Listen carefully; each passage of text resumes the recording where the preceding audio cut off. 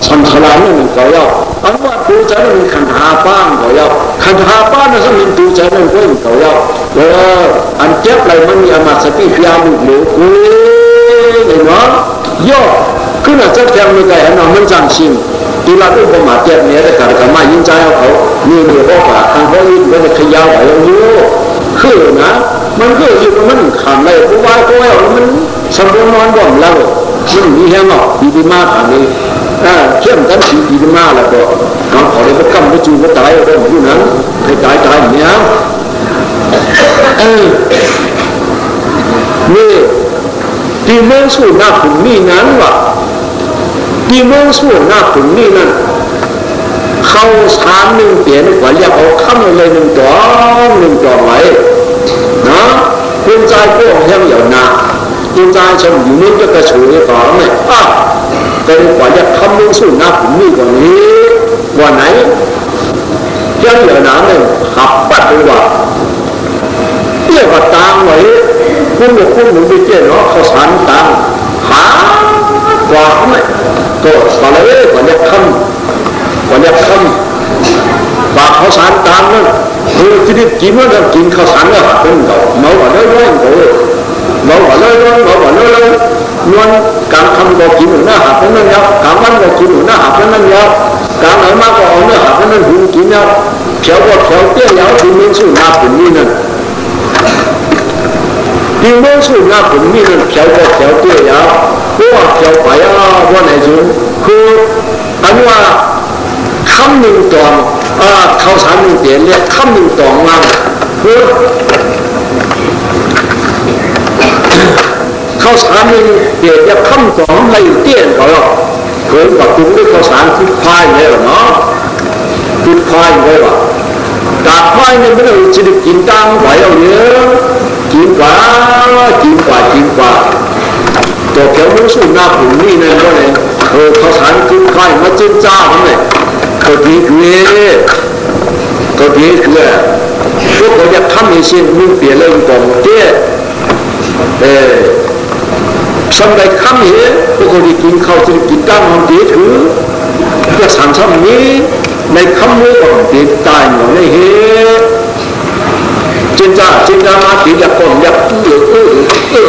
จริงๆเหรอฉันถือเมื่อนี่พวกเมื่อก่อนพันนี้เอาเนี่ยแต่ความเยอะสีทั้งหมดเอวไว้น่ะ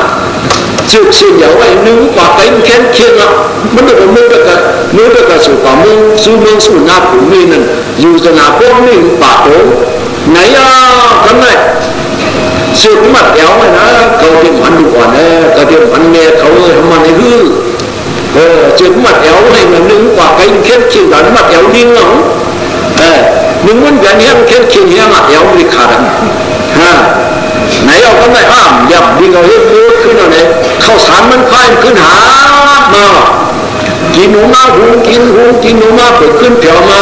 กินนึงก็กระชูเนี่ยข้าวสารค่ายก็สิ้นเรื่องคืนเดียวน้ำยาผู้สังในอากาศเขาว่าเลยคือนั่นเลยคือนั่นก้อยที่ได้กินการมันจางสิ้นนะว่ามันเคยร้องปองใจผู้คนในรัฐนายการปองเยอะมันจางสิ้นก็คือมันจางสิ้นแหละจังหวะขี้สู้กลางสู้ช่องสู้กวางในมือเจ้าหลายคนน่ะเป็นเจ้าหลายคนในเขายิ้มเนี่ยเขาอยู่กับดูดังนั้นเขาจะในของคำนั้นนะสู้ช่องสู้กลางว่ะสู้ช่องว่ะสู้กวางว่ะนะอันนั้นหาความเหมือนที่ไหนตัวทำมือสื่อนี้เลยบินก้นในใจมีป่าอายุถึงป่าสัตว์ถึงเห็นเลยสมมติตายอยู่เดียวเลยสิ่งที่เขาทำลืมที่ตายมาต้องไม่วิธีอาคูสันอายุศาสนาเราไม่ได้ทำจ้าในวันไหนเชื่อมาที่แต่หน้าก็เพียงเมาไว้เจ้าชาตัวปันเจ้าชาการที่ปันว่าตามมือวันผู้จ้องว่าดีอาเจ็ดมันดีอยู่เนี่ยห้องเฮ็ดในย่ำเช่นเนี่ยมันเฮ้อาเจ็ดดีอย่างการมันอาเจียนมียาวและอาเจียนยิ้มอะไรอยู่ในห้องเฮ็ดในวันย่ำช่างเนี่ยนะน่าจะช่วยการทอมตัวนี้เราปันว่าตามเนาะย่ำช่างเช่นเนี่ยไหนแล้วเขา ญาศาสนาพาดเราสิริจักรเขาสมีกีสิริจักรเขาเนี่ยสิริกว่าเมืองกับมอตระผู้สูงก็ยังไปนี้นั้นเนี่ยสิริกว่าเมืองนี่ฝ่านั้นวางก็เชื่อมากซื่อถือก็ตัวดีได้ยังเผามันยาตัวดีได้ยังเผามันดูเขาใจจุจ้าเป็นคนตื่นกันยาวเป็นคนกินร้อนกินม้วนมันเขาแต่เราเอาเปลือกมันมาเกี่ยวว่าในเชิงอันในเก๋ดีได้อายเชิงเนี่ยเนาะเพราะในช่วงนี้เนี่ยมีใครเขาบดตันล้วนม้วนมันเนี่ยมันตันได้พวกแล้วพวกมาได้ประกาศเขาไปกองนะไม่ตัวนึงเปลือกมันก็มีปีมันก็มีล้วนมันก็มีเขาจ่ายเขาจะได้หรือเขาจ้องยืดหรือพื้นยืดว่าไหนการเขาการมันอายามันนั่นเจ้าของเขานั้นเนาะไม่ตัวนั้นปากพวกเอาเปลือกมาหุงกินเขากินพักในสองซุปเขายาวได้กินข้าวยาวได้กินพักยาวเขาซุปพักซุปยาวเปลือกมันนั่นอันจ่ายเปลือกไม่สำหรับปีมันเนอะเนาะปีมันเนอะเอาปีมาหุงมาในจินเขาพักเขาซุปหุงเขาและอากูหุงเขานาเปลือกว่าอากูปีว่าอากูเมื่อหนานจ่ายปีนั้นไม่สำหรับล้วนมันล้วนมันสำจ่ายปีมันนั่นยาวทุกนี้แล้วก็มันเหมือนเจ้านั้นเขายาวเนี่ยเขาเลยต้องหัวความผาลีอุ่นรอดเนาะความผาลีเจ็ดความผาลีเจ็ดรอดว่าความใจว่าเจ้าไหนเนี่ยยาวกาหน้าเนี่ยมันเจ้าตึกไม่นี่ศีลาเนี่ยมันเจ้าปีไม่นี่ภาวนากรรมฐานเนี่ยมันเจ้าหนังร้อนไม่นี่อันเราจะเห็นแล้วพวกนี้เขาจอมเขาเรื่องงานมาใครเลยร้อนมันหลายทีทุกตาอันที่เกิดที่เขาเนี่ยที่เกิดที่ตาจัดนาอันเกิดที่จัดในเหตุเขาเรื่องเราเดี๋ยวสมัครใครเลยร้อนมันจุดนั้นเนี่ยอันนั้นที่เกิดที่จัดนาที่ห้องเขาหลายร้อนมัน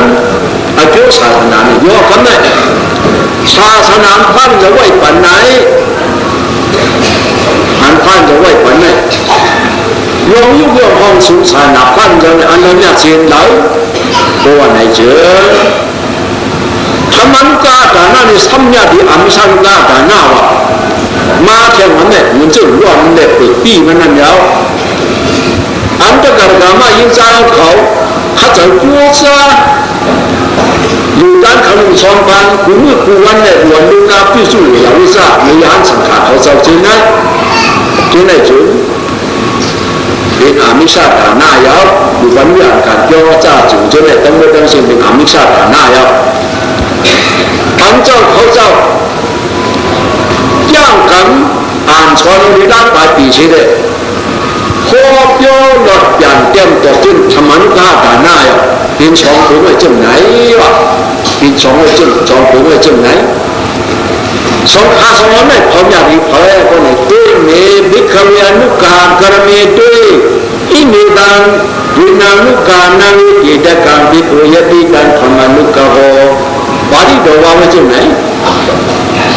นี่เขาเนี้ยวัดประเดี๋ยวเขาอนุกาหาบางเรื่องศาสนาเขาพลาดมานั่นจ้างด้วยวิสองผมอย่างโอกระเมด้วยวิสองผมซึ่งคือว่าอันตั้งทำชิ้นแค่นั้นนะหรือทำมาที่เปลี่ยนไว้หรือจะอุ้ยเนี่ยมันเท่าแล้วมันใหญ่แล้วว่าไม่นกโผล่โผล่สว่างเดียวหันจ้ามันหรือว่าชนะมันเท่าแล้วบางเอาตีเตี้ยมันเดียวเนาะที่เขารับประเดี๋ยวเขาอนุกาหาตรงนี้เรื่องศาสนาเขาคล้าไว้กว่านั้นอุ้ยวิสองผมอย่างโอกระเมด้วยวิสองผมซึ่งพี่น้องอาไม่การนุกาหอจ้าอันนี้เป็นที่สี่ตรงนี้อยู่ในห้องสูงนั่นเป็นหนึ่งธรรมนุกาหอจ้าเรื่องอันเอาที่อะไรอยู่ในห้องสูงนั่นเป็นที่ปีมีด้วยวิสองผมในอย่างหอยาปีดังยามีดังโยโย่ธรรมนุกาหอฉันดีกว่าเพียงปนาเนาะตัวอันเอาที่ที่สี่ตรงนี้อยู่ในห้องสูงด้านกูวัดเนี่ยสังขารจะทำอะไรจำนวนจำสิ่งเรื่องดูลุ่มล่ามันที่เนี่ยจำสิ่งมันไหนเป็นอามิสานุกะหะคุยอามิสานุกะหะอันเจ้าเขาอ่านดิชอนดิเกฮันสังขารเขาจะรู้นั้นธรรมนุกะขาสองถึงไหนพอสัญญาเป็นเขาก็ในจึงยติดังยามีนาโยยโดธรรมนุกะว่าจินเดียจินการมนาโรจินยาวจินเดียที่สี่อีกามีโดธรรมนุกะว่าทุติยจินการมนาโรเนี่ยอยู่จินยาวจินดีเอกการเนี่ยก็ชูด ปีหอบีพี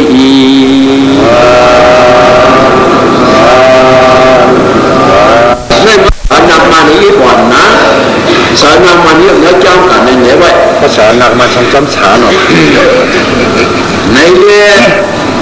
บอนธรรมนุกาเนี่ยญาติอามิสานุกาตานานันยาวไหนวะญาติอามิสานุกาตานานันยาวไหนวะโหไว้ตรงไหนยาอันเป็นธรรมนุกาตานาจึงเขาสั่งยุบยองละจึงเขาสั่งเขาทำพระที่จะไว้วันศาสนาสองหลักไหนเมื่อเป็นการถูลาวิปัสสนาถูลาสองหลักไหนเยี่ยวอยู่การถูลานั้นที่วิปัสสนาถูลาที่เขาสั่งเห็น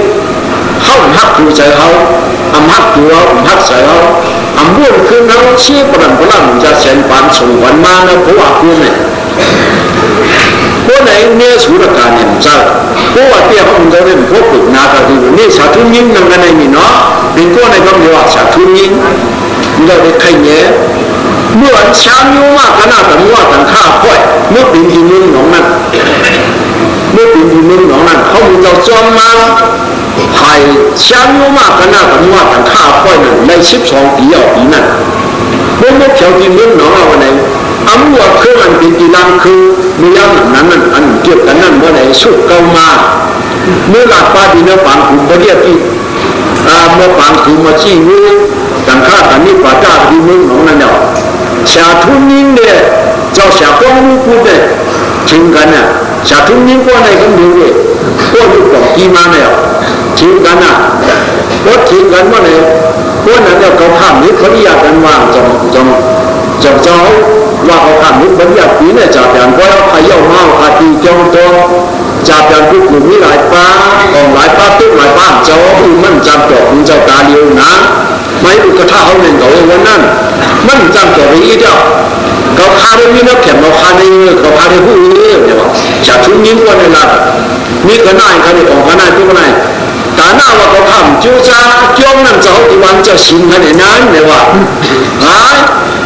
จ้องเอาข้าวจ้องกับมาท่านเขาที่นั่นเจ้าที่วันจะชินสีลาขนาดเจ้าที่วันเป็นโพนาขนาดจะแต่หน้าทางนั้น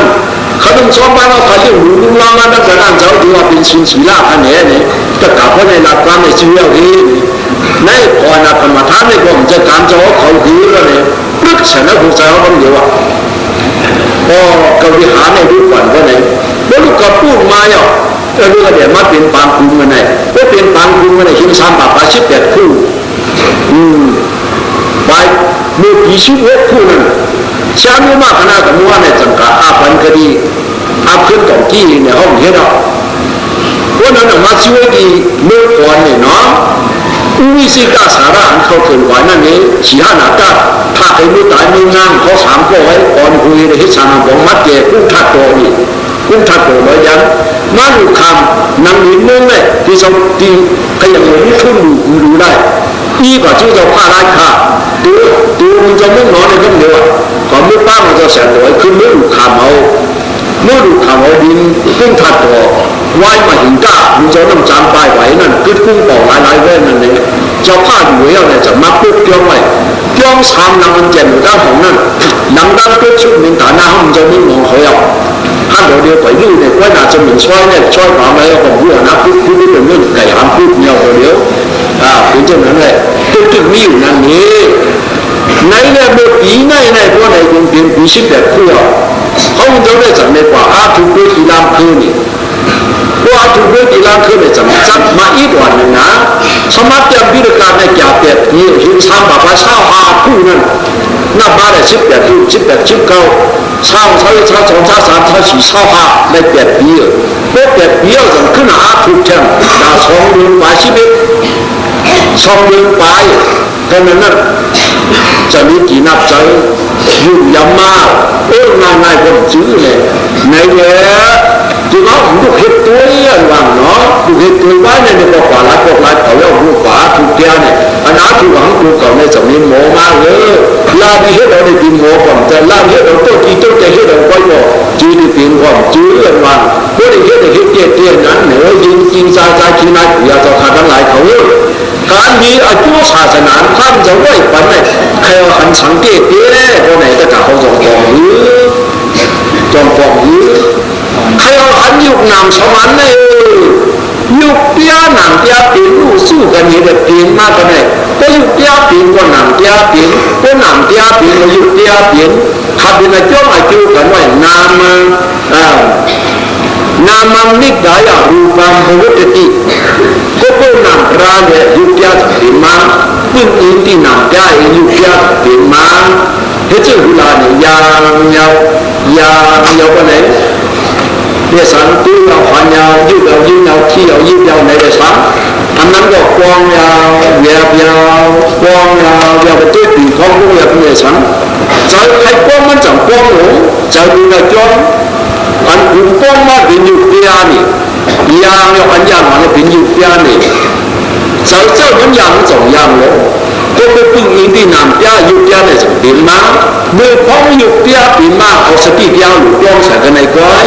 หลุดกล้องใส่กันในก้อยยาวในก้อยนี่ก็เป็นยุคเปียเนี่ยนำยาจะเป็นมาทำในเสียงเดียวนี่มันจะเนี่ยมุ่งเนี่ยผู้สาวเนี่ยก็ยุคเปียเสียงนั่นก็ยุคเปียมาปุ่มตัวกันยาวสาวเนี่ยผมมาในเกี่ยการมันยิ่งไข่ไพ่เนี่ยตั้งมาอีเด็กฝ่ายเนี่ยซ้ำตั้งเด็กกันฝ่ายนั่นเนี่ย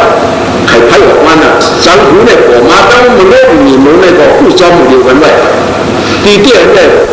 โซดาวิญญาณเนี่ยเป็นวันตั้งเนี่ยจังว่า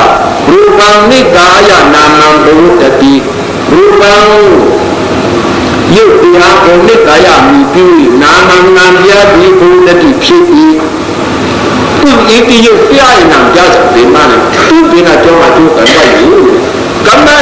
อันนั้นมึงจะเอาบันเทิงในตลาดเขาได้ยินข่าวไว้ศาสนาไหนยุคย้ายนำย้ายไม่ได้พ้นหลอกศาสนาว่าในสองที่นี้ว่าเนี่ยกันเนี่ยถามเด็กจริงนะสิจีน่ามุ่งเปลี่ยนหน้าผ้าเขาก็พูดจับเลยยุคย้ายนำย้ายน่ะเขาดูผู้ไรมันผู้ยาวศาสนาเนี่ยก็ได้ทรงยาหาปะประชาชาติวันนั้นเนี่ยเอาเนี่ยที่เข้าไปเอาวันนั้นเนี่ยมันก็ลามาหนาหูกันได้ศาสนาที่เกิดก็คือด้วยกันเนี่ยคือเป็นเสียงของตัวอย่างเนี่ยเขาเป็นเพราะว่าคนเอาเนี่ยเอามือเราเฮ็ดเขาบอกว่าจะอยู่เตียนหนักยานเอาจากเราเฮ็ดทำความอะไรบริวารได้นั่นแหละไปปิดไปปิดเนี่ยพวกไปปิดโซดาปานในเตี้ยจัตตารุอภัยตะกาติหะตะทีตาสัตว์รอปายานาราชิตุนั่น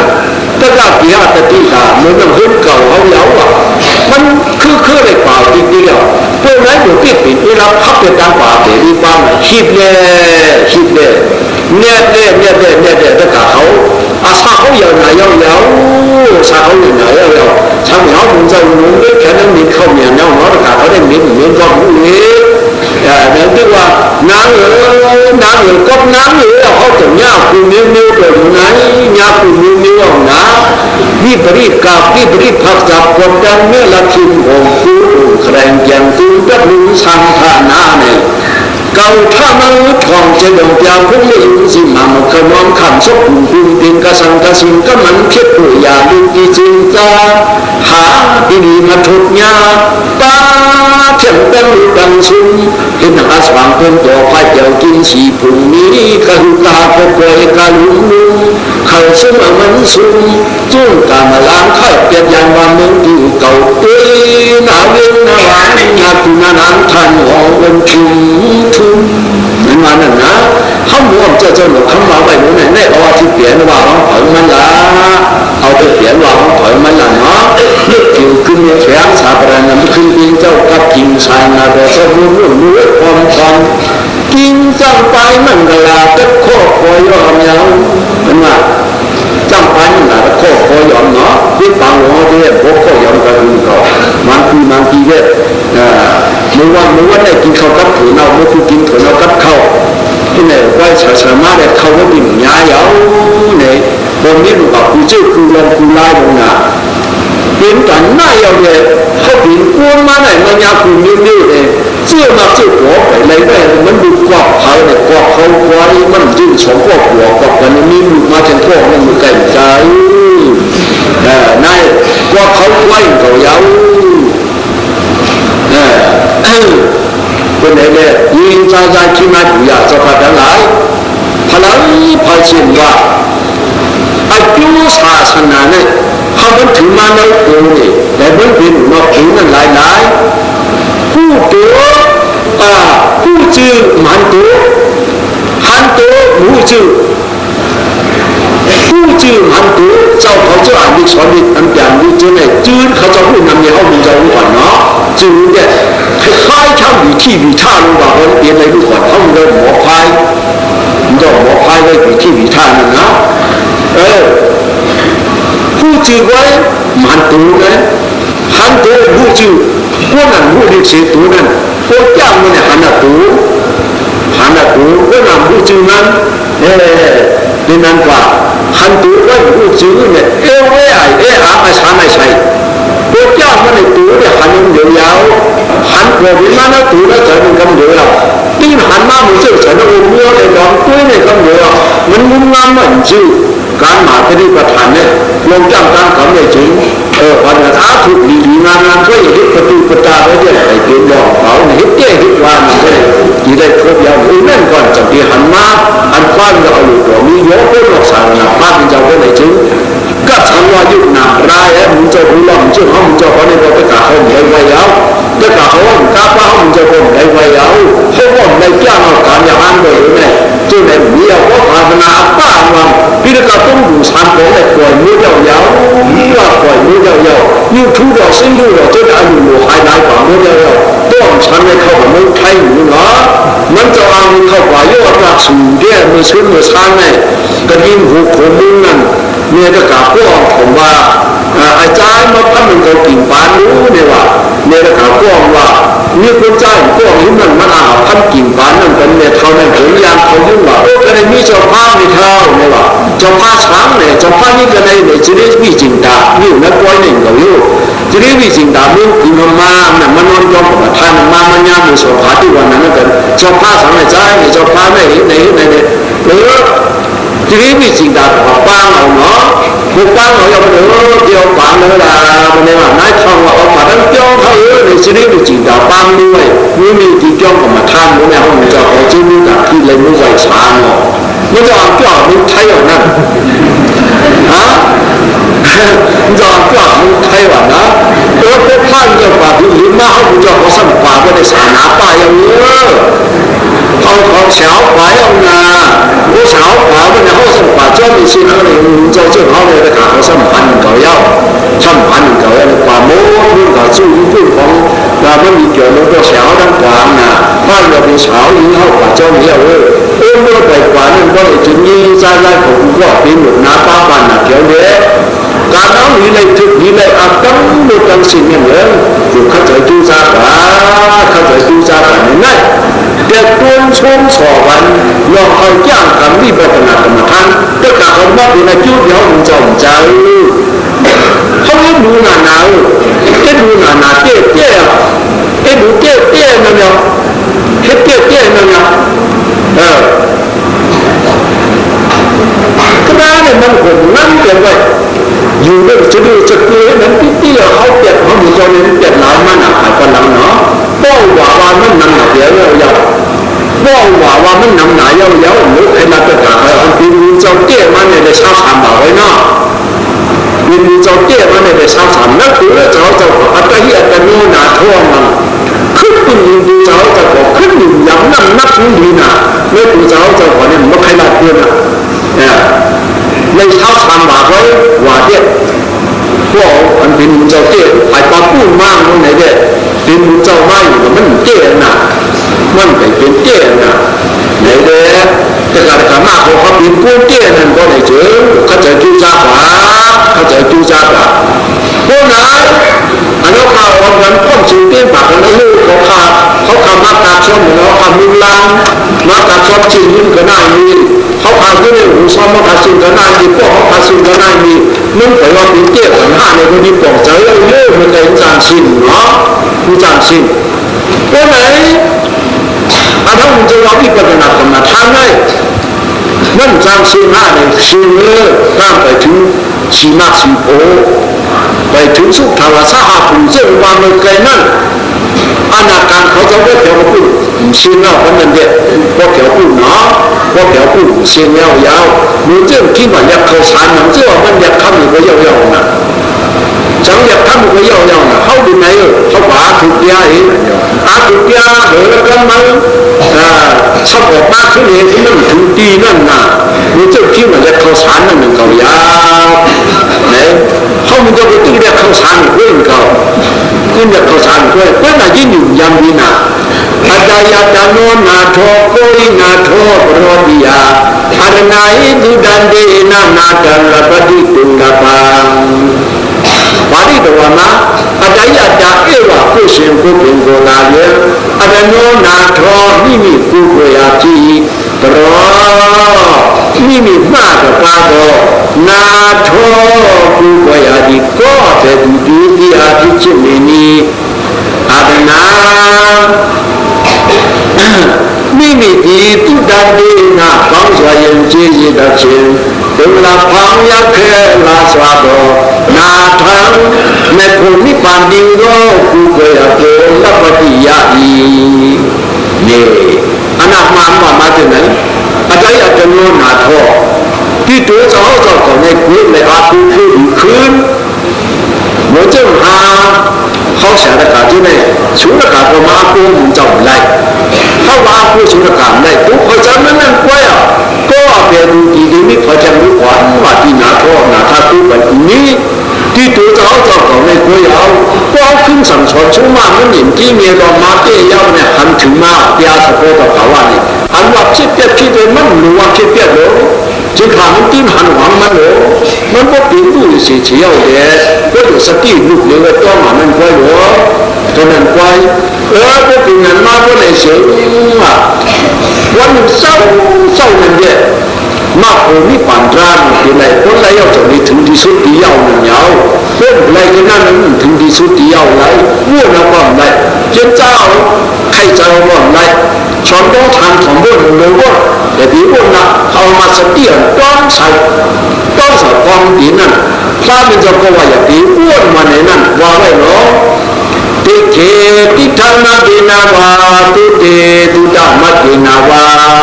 มุเตมุตตามะดินาวาวิญญาเตวิญญาตามะดินาวาเอเตวันโตทุกขปาปีนั่นบ้านเราเข้าเป็นตาลุสิริยา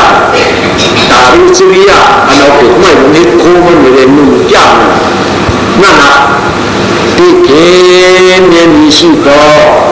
ติธรรมะดินาวามินุมาตามยตาตาสีภูมิตริอเกปิญญาตุเตปยาดิสิโตติธรรมะดินาวาจายุมาตามยตาตาสีภูมิตริอเกปิญญามุเตนามิยักษ์ที่ดิสิโตมุตตามะดินาวาที่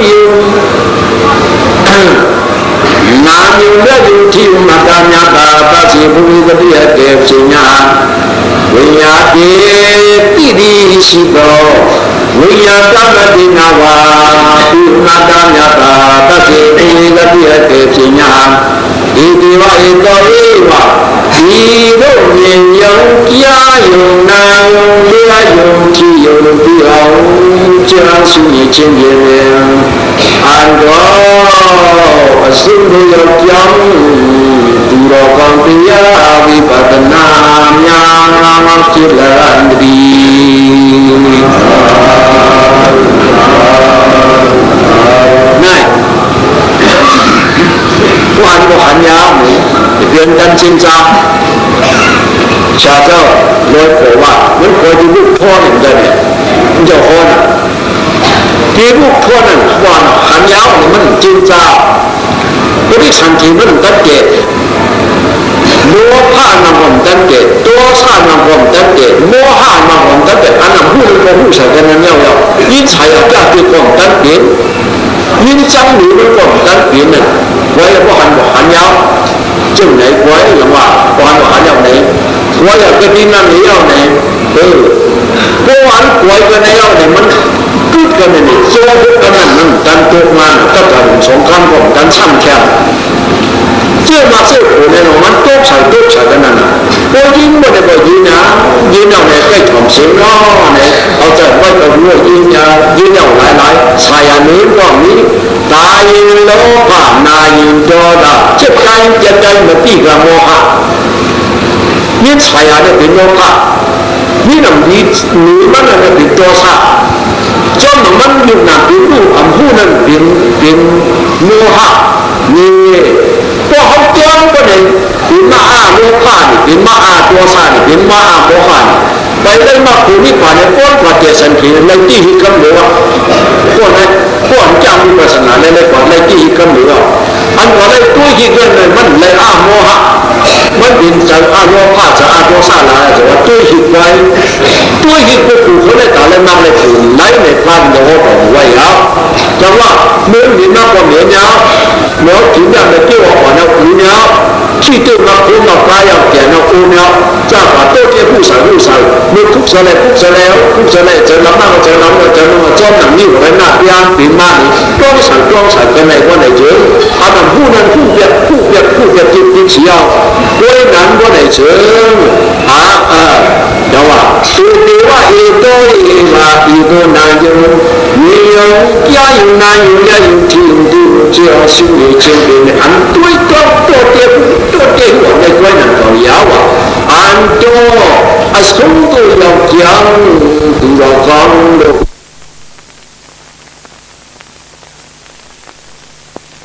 ให้อยู่ดีงามก็รู้ทั้งขาถ้าเลยอันกันแรกทั้งตั้งแต่เป็นสัตว์ขยันสัตว์ที่ขายสัตว์อันตรายนี่แต่มันน่าเหมือนฉันเป็นคนเป็นนักวิจัยเป็นผู้ดูได้อยู่แล้วก็อย่างนี้อย่างไรอันนี้เราเรื่องคนเราตั้งแต่ละตั้งสมัยกันมาตั้งนี่ตั้งมาตั้งมาทันราถ้าถ้าแต่ที่ตาเลยสุดทัดทำทางกันดีกว่าไม่ได้สัมผัสซึ่งแบบดีโน้ตดีมาเพราะว่านั่นที่คุณที่น้องที่เราคิดว่าอ่อนกันพวกเรานั่งยำเป็นมันไม่ตั้งได้ที่สุดที่ว่าที่ตั้งหน้าถึงก็ได้ถ้าอย่าห้างอย่าหัดอย่าฟังต้องไม่ต้องเสียงดังเลยได้